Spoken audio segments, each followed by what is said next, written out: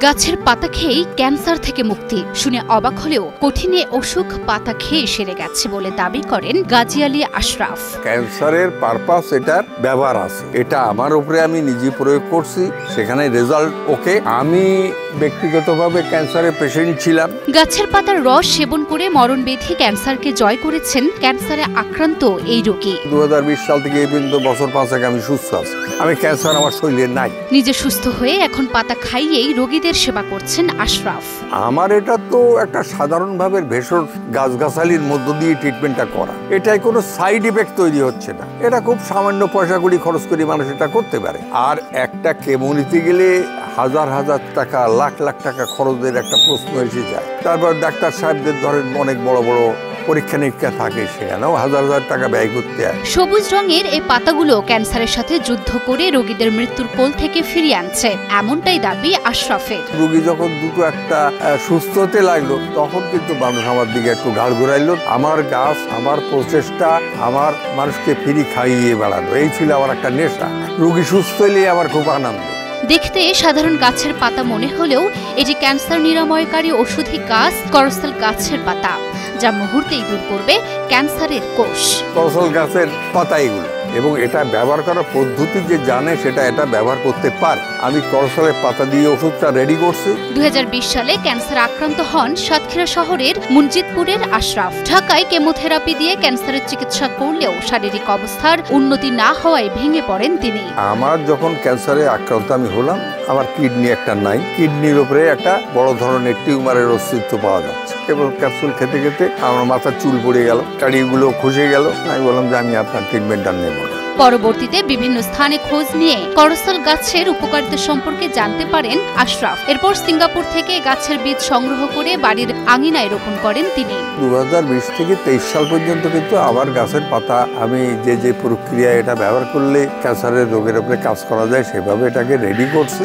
ভাবির হাত দিয়ে সিঙ্গাপুর থেকে আমার বাড়িতে আসলো বীজ, তার থেকে চারা করছিলাম, আর সেই চারাই ছিল আমার বাড়ি। আশরাফের বাড়িতে প্রথমে 6টি করসল গাছ জন্ম নেয়। এরপর করসল গাছের পাতার রস সেবন শুরু করেন তিনি।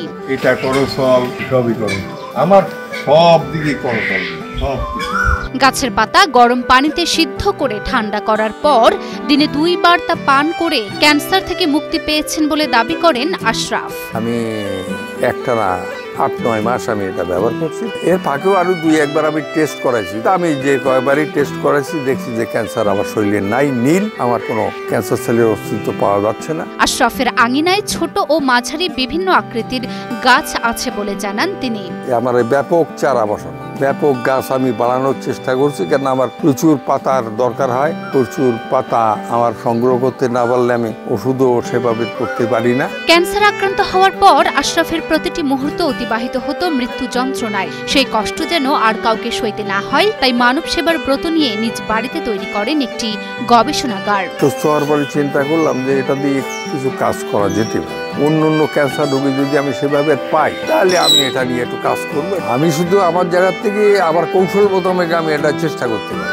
আমার কাছ থেকে ট্রিটমেন্ট যারা নিয়েছে তাদের মধ্যে তো কারো যারা সুস্থ হয়ে গেছেন তারা তো বলছেন না যে আমাদের আবার ফিরে আসছে। তো এখানে কিন্তু আমার ওই সফলতার জায়গাটা কিন্তু আমি মনে করি যে প্রচলিত ট্রিটমেন্ট যেটা আছে সেখানকার থেকে আমার এটা একেবারে খারাপ না, যদিও আমার এটা কোনো স্বীকৃত ট্রিটমেন্ট এখনো মার্কেটে সেভাবে আসেনি।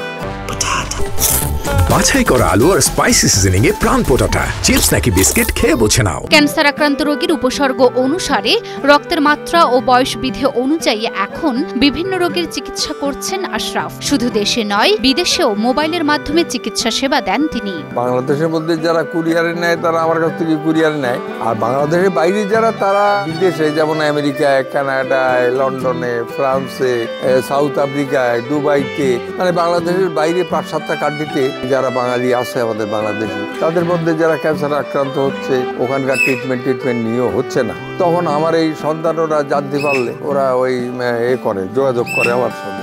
সাতক্ষীরা জেলার civil surgeon doctor Abdus Salam বলেন, করসল পাতা খেয়ে ক্যান্সার থেকে মুক্তি পাওয়া যায় তার বৈজ্ঞানিক কোনো স্বীকৃতি নেই, তাই এই করসল গাছ নিয়ে পরীক্ষা নিরীক্ষার প্রয়োজন রয়েছে। ক্যান্সার অত্যন্ত মারাত্মক একটা ব্যাধি।